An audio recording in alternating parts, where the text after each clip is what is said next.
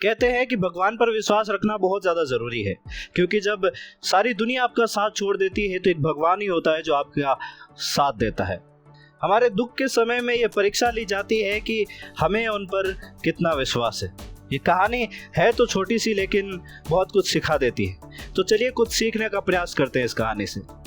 एक बहुत ही गरीब बच्चा था और उसके परिवार में सिर्फ उसकी माँ थी। उसके पिता जो थे वो जब वो छोटा था तभी चल बसे थे और उसके परिवार में उन दोनों माँ और बेटे के अलावा कोई भी नहीं था। बहुत ज़्यादा गरीब होने की वजह से वो पढ़ाई अच्छे से नहीं कर पा रहा था और अपनी पढ़ाई के लिए बहुत ही मुश्किल से पैसे जुटा पा रहा था, क्योंकि उनके पास आमदनी का कोई साधन नहीं था। जैसे तैसे करके कोचिंग क्लासेस के थ्रू और ट्यूशन, बच्चों को ट्यूशन्स पढ़ाकर वो अपनी पढ़ाई के पैसे जोड़ता, उससे किताबें खरीदता और उसी से पढ़ाई करता। एक दिन अचानक उसकी माँ की तबीयत बहुत ज़्यादा ख़राब हो गई और काफ़ी कोशिशें करने के बाद भी वो वापस ठीक नहीं हो पाई। वक्त बीतता गया और उसकी माँ की तबीयत हर दिन खराब होती गई और धीरे धीरे वो मरणासन अवस्था में पहुंच गई।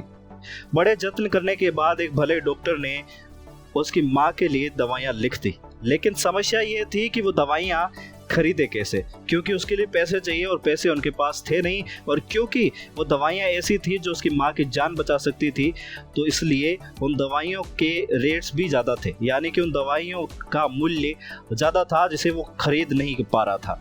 कई मेडिकल स्टोर्स पर गया और चक्कर लगाए उनके, लेकिन कोई फ़ायदा नहीं हुआ। किसी ने भी उनकी मदद नहीं की और किसी ने भी उसे मुफ्त में दवाइयाँ नहीं दी।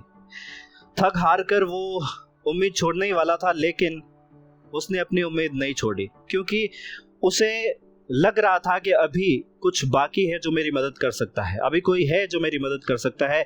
अचानक उसके दिमाग में आया कि इस दुनिया को बनाने वाला मेरी माँ की जान बचा सकता है, वो मेरी मदद कर सकता है। सामने ही एक मंदिर था, उस मंदिर में वो चला गया और वहाँ पर जाने के बाद भगवान के सामने रोने लगा और उनसे प्रार्थना करने लगा कि कैसे भी करके उसकी माँ को बचा लिया जाए। लेकिन मूर्ति से कोई रिस्पॉन्स नहीं आ रहा था और मंदिर के पुजारी से भी कोई रिस्पॉन्स नहीं आ रहा था। वो चुपचाप एकटक उस मूर्ति की तरफ देख रहा था कि कहीं से कोई मदद मिले। एकटक वो प्रार्थना कर रहा था मन ही मन, उसके आंखों में से आंसू आ रहे थे, लेकिन कोई भी उसकी मदद करने के लिए नहीं आया। तो थक हार कर, क्योंकि उसको ये चिंता भी थी कि मैं यहाँ पर बैठा रहूँगा तो मेरी माँ मर जाएगी, इसलिए वो अपने घर की ओर रवाना हुआ। वो मंदिर से जैसे ही बाहर निकला और एक पीछे से एक आवाज़ आई और उस आवाज़ ने उसे रोका। वो वापस मुड़कर देखता है तो एक भिखारी उसे बैठा हुआ दिखाई देता है और वो उसे अपने पास बुला रहा होता है। वो जैसे उस भिखारी के पास जाता है, भिखारी ने कहा कि बेटा तुम रो क्यों रहे हो, अपनी समस्या बताओ। तो उसने कहा कि ये समस्या है, मेरी माँ बहुत ज़्यादा बीमार है, मेरे पास पैसे नहीं है, बहुत ज़्यादा गरीब है और इसकी वजह से हम दवाइयाँ नहीं खरीद पा रहे हैं। तो उस भिखारी ने कहा देखो, मैं तुम्हारी और तो कुछ मदद नहीं कर सकता, लेकिन मेरे पास कुछ पैसे इकट्ठे किए हुए हैं, वो पैसे ले जाकर तुम अपनी माँ के लिए दवाइयाँ खरीद सकते हो और उसकी जान बचा सकते हो। तो अगर तुम जान बचाना चाहते हो, अगर तुम दवाइयाँ खरीदना चाहते हो तो ये पैसे ले जा सकते हो। बच्चे ने सोचा कि मैं पैसे तो ले जाऊंगा, लेकिन ये बाबा फिर क्या खाएंगे। तो उन्होंने पूछा कि मैं पैसे तो ले जाऊंगा, लेकिन अगर मैं ये सारे पैसे ले गया तो आप क्या खाएंगे। तो उस भिखारी ने एक बहुत ही अच्छा सुंदर सा जवाब दिया। उसने कहा बेटा मैं तो मांगने वाला हूँ, तो मैं तो कुछ और मांगूंगा, किसी के साथ में हाथ फैलाऊंगा तो और मुझे मिल जाएगा, लेकिन तुम मांगने वाले नहीं हो, तुम्हारी मदद करने वाला कोई नहीं है, तुम इस पैसों से अपनी माँ की जान बचा सकते हो। वो पैसा लेकर मेडिकल स्टोर पे गया, वहाँ पर उसने डॉक्टर की लिखी हुई दवाइयाँ बताई, उन्होंने दवाइयाँ दे दी। और वहाँ पर एक आश्चर्य की बात ये थी कि जितने रुपए की दवाइयाँ बनी थी उसके पास उतने ही पैसे थे, ना एक पैसा ज़्यादा था ना एक पैसा कम था। यानी कि जितने की दवाइयों की ज़रूरत उसको थी, जितने पैसों की ज़रूरत उसको थी, सिर्फ उतने ही पैसे उसको मिले थे। वो खुशी खुशी वो दवाइयाँ लेकर अपनी माँ के पास अपने घर गया, वहाँ पर जाकर अपनी माँ को दवाइयाँ दी।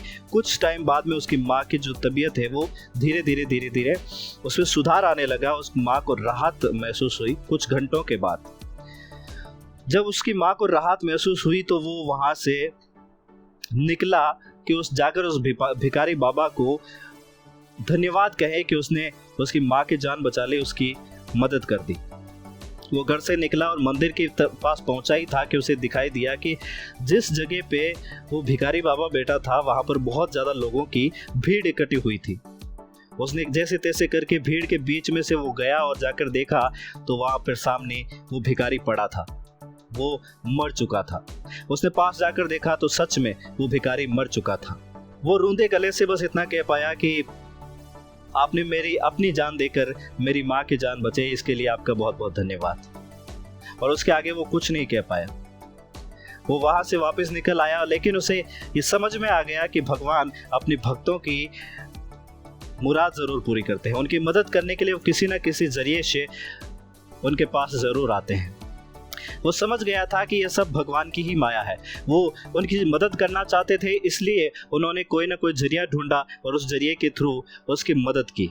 ये सीख है उनके लिए जो भगवान पर विश्वास करते हैं कि कितना भी संकट आए, कितनी भी बुरी सिचुएशन आ जाए, आपको भगवान के ऊपर से विश्वास नहीं हटाना है। वो विश्वास आपका कम नहीं पड़ना चाहिए। अगर आपका विश्वास अटूट है तो आपका भगवान के साथ रिश्ता भी अटूट होगा और वो भगवान आपकी मदद करने के लिए किसी न किसी जरिए से आप तक ज़रूर पहुंचेगा और आपकी मदद ज़रूर करेगा। बस आपको उसके ऊपर विश्वास होना चाहिए, क्योंकि ये दुनिया साथ छोड़ सकती है लेकिन दुनिया बनाने वाला आपका साथ कभी नहीं छोड़ सकता। मुझे पूरा विश्वास है कि आपको ये कहानी पसंद आई होगी। अगर ये कहानी आपको पसंद आई है तो इसे और लोगों तक शेयर करें और इस वीडियो को लाइक ज़रूर करें। और ऐसे ही वीडियोस रेगुलर देखने के लिए हमारे चैनल को सब्सक्राइब करके बेल आइकन ज़रूर दबाएं ताकि आने वाले सभी वीडियोस के नोटिफिकेशन आप तक सबसे पहले पहुंचे।